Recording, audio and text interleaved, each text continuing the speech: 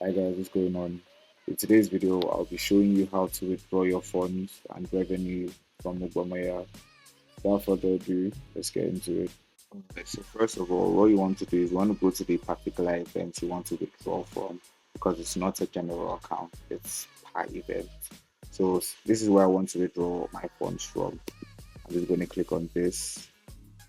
So this is basically your event workspace. Everything as regards your event is here. So if you want to edit, you can edit from here. If you want to copy your link, you can copy it from here. If you also want to scan, you can scan your event from here.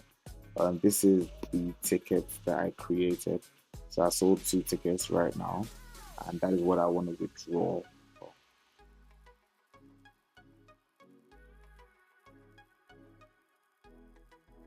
So all you need to do at this point is just fill in your details. Please ensure that the name on your the bank account details match the name in your profile. Now I have put in all my details and I'm going to just send the OTP. So now the OTP is going to go to the email that's associated with this right there. Confirm your withdrawal for that. 9227. I think that was 60.